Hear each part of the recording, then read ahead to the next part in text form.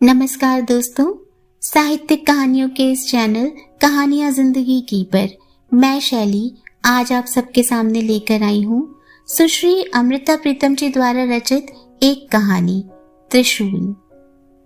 आगे बढ़ने से पहले हमेशा की तरह आप सबसे रिक्वेस्ट है कि अगर चैनल पर पहली बार आए हैं या अब तक ना किया हो तो चैनल को सब्सक्राइब जरूर करें।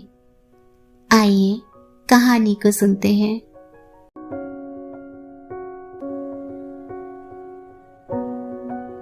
सुनील की माँ ने सुनील की शादी के लिए खतों की सूरत में जितने भी पैगाम आए थे और जिन 5 खतों के साथ 5 लड़कियों की तस्वीरें भी आई थी, वह सब कुछ सुनील के आगे रख दिया। सुनील ने सरसरी नजर से वह सारे खत पढ़ लिए, सारी तस्वीरें देख ली तो माँ ने गौर से सुनील के मुंह की ओर देखा। सुनील उसी तरह खाली खाली नजर से सामने दीवार की ओर देख रहा था, जैसे उन खतों को पढ़ने से पहले और उन तस्वीरों को देखने से पहले सामने वाली दीवार की ओर देख रहा था।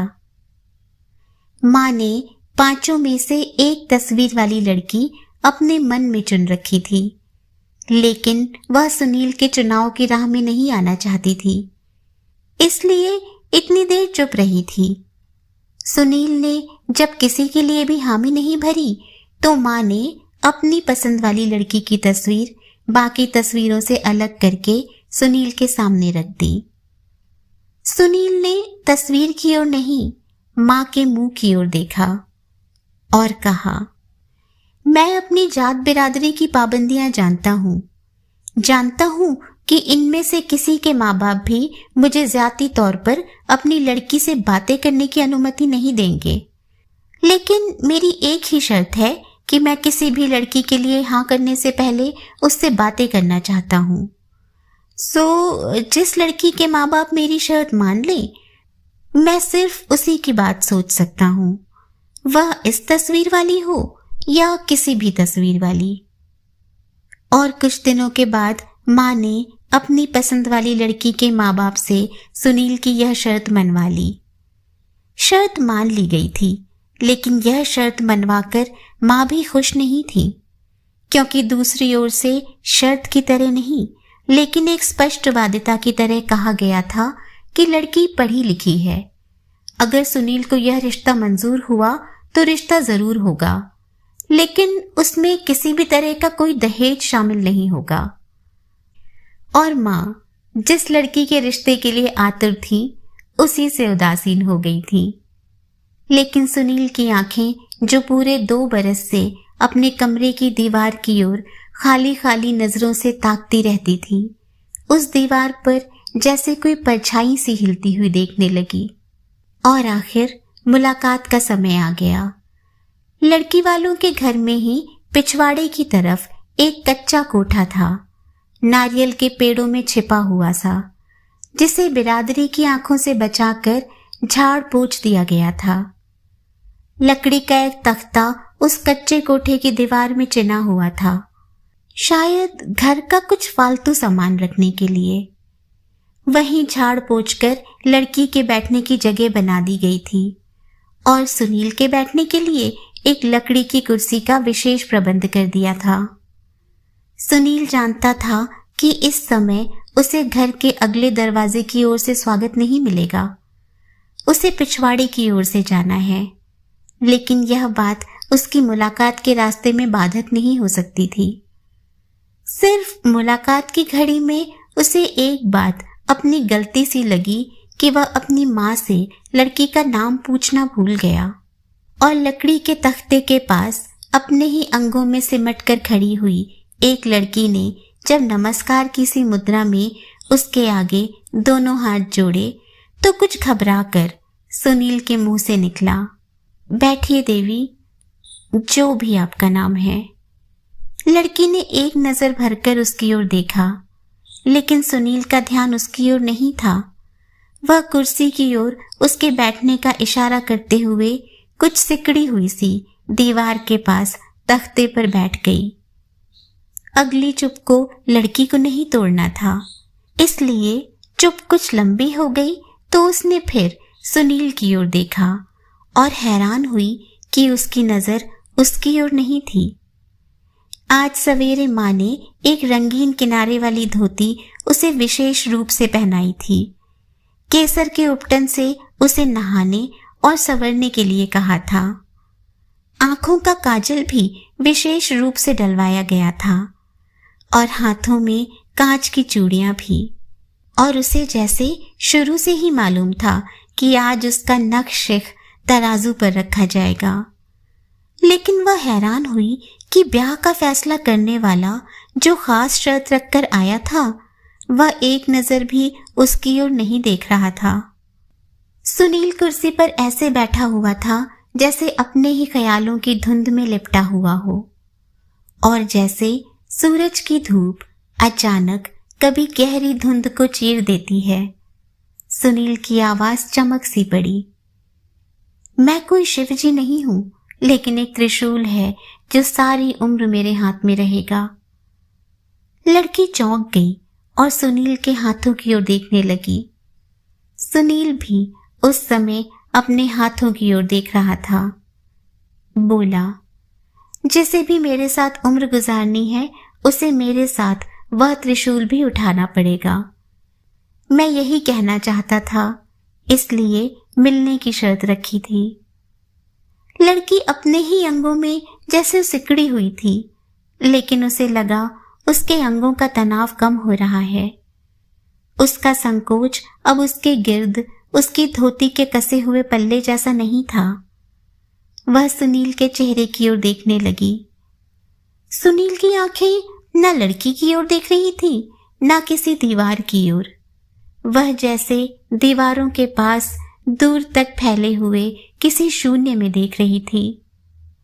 वह बोला, जैसे किसी पहाड़ की चढ़ाई चढ़ते समय इर्द गिर्द के खड्ड और गहरे हो जाते हैं, उसी तरह मैं जब बचपन से गुजरकर जवानी की चढ़ाई चढ़ने लगा तो मुझे लगा कि मेरे दाएं बाएं गहरे होते जा रहे हैं। मैं रोज सपने में डरता था कि अभी किसी पहाड़ के पत्थर पर से मेरा पैर फिसल जाएगा और मैं गहरे खड्ड में गिर जाऊंगा। एमए कर रहा था जब घर में माँ ने मेरे ब्याह की बात चला दी थी। न जाने इस बात में क्या राज था। मुझे रोज रात के समय एक भय सा लगने लगा। मुझे आए दिन सपना आने लगा था कि मेरा ब्याह हो चुका है और मेरी पत्नी मेरे साथ पहाड़ पर चढ़ रही है, और मैं अचानक सोचता हूँ कि उसे दोनों हाथों से पकड़कर खड्ड में गिरा दूं, या यह लगता था कि मैं अभी दोनों हाथों से उसका गला घोंट दूंगा। सामने बैठी लड़की को लगा जैसे उसकी आंखों में पड़ा हुआ काजल गहरे काले बादलों की तरह उसकी आंखों में भर गया है। लेकिन सुनील का ध्यान लड़की की ओर नहीं था। वह अपने ख्याल में खोया कहे जा रहा था। मुझे अपने आप से इतना डर लगने लगा कि मैं घबरा कर पहले एक साइकियाट्रिस्ट के पास गया, फिर एक दरगाह पर, जहां एक दिन एक मुसलमान फकीर ने मुझे बताया कि मुझ पर किसी रूह की पकड़ है।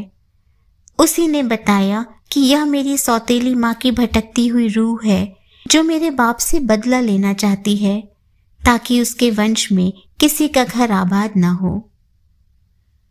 तब तक मुझे यह मालूम नहीं था कि मेरे पिता की कोई पहली पत्नी भी थी जिसे उसने छोड़ दिया था। यह बात मैंने पहली बार उस फकीर से सुनी।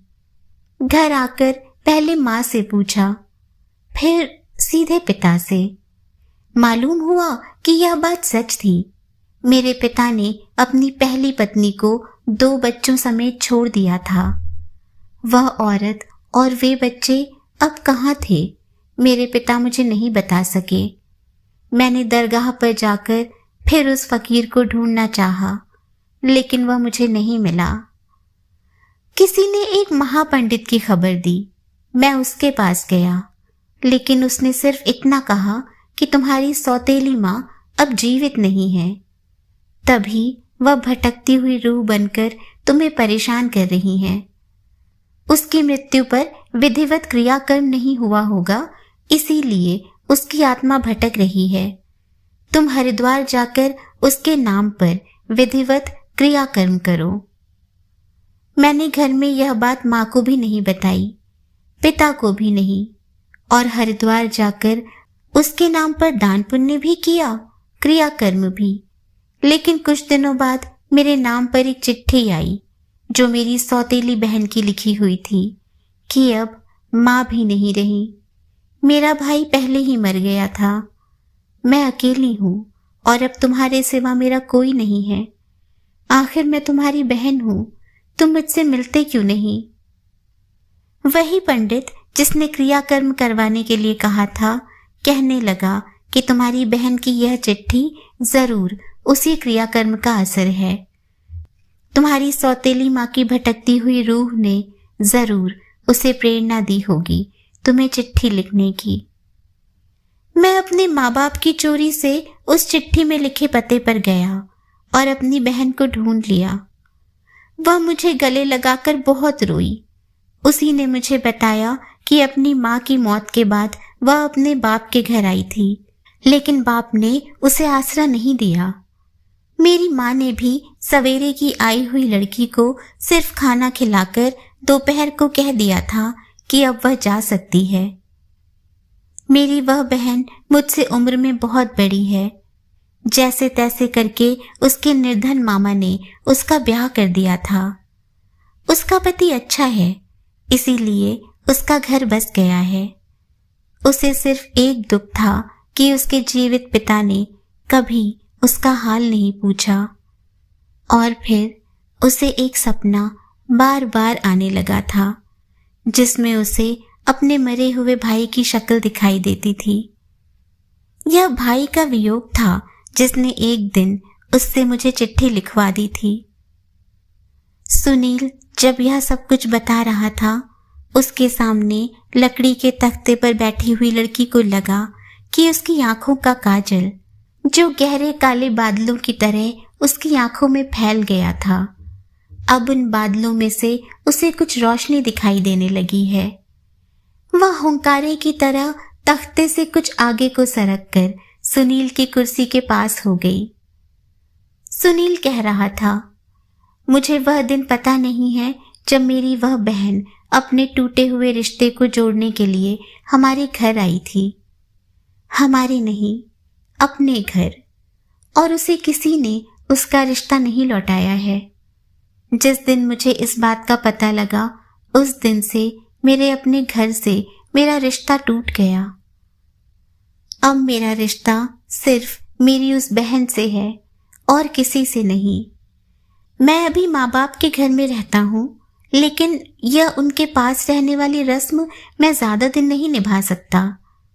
उन्हें बिल्कुल मालूम नहीं है कि मैं दफ्तर की छुट्टियों में जब बाहर जाता हूँ तो कहाँ जाता हूँ। मैं अपनी बहन के पास जाकर कई दिन रहता हूँ। मेरी तनख्वाह का कुछ हिस्सा हर महीने मेरी बहन के पास जाता है। वह सुखी है, लेकिन वे लोग गरीब हैं। सुनील के सामने बैठी हुई लड़की के गिर्द जो रंगीन किनारे वाली धोती थी, लड़की को लगा कि उस किनारे के रंग सारी धोती पर फैलते जा रहे हैं। उसे लगा, पता नहीं यह सुनील के मन वाले उस भेद का असर था जो उसने आज तक अपने सगे माँ बाप से भी नहीं बांटा था, और आज अचानक एक अजनबी लड़की से बांटने आ गया था। या उसकी आंखों का असर था जो इस समय सीधा लड़की की ओर देख रही थी। सुनील कह रहा था, यही त्रिशूल है। दरगाह वाले पीर के कहने के अनुसार मेरी भयानक बेचैनी इसीलिए थी कि मुझ पर एक भटकती हुई रूह की पकड़ थी, और मेरी उस बहन के अनुसार यह उसके मरे हुए भाई की रूह थी जिसने मेरी सूरत में दोबारा जन्म लिया है, और मेरे अनुसार यह मेरे पिता का पाप है जिसने पछतावे की सूरत में उसके अपने घर में जन्म ले लिया है। सामने बैठी हुई लड़की ने अचानक फट्टे से उठकर सुनील के पैर छू लिए और सिर झुकाकर उसके सामने खड़ी हो गई। उसके मुंह से धीरे से लेकिन पुख्ता लफ्जों में निकला, मैं यह त्रिशूल उठा सकती हूं। सुनील कितनी ही देर तक चुपचाप उस लड़की की ओर देखता रहा, फिर बोला, देवी, मैं अभी तक तुम्हारा नाम भी नहीं पूछ सका। मेरा नाम पार्वती है। लड़की धीरे से हंस पड़ी और बोली, आज तक कुछ और था, आज से मेरा नाम पार्वती है।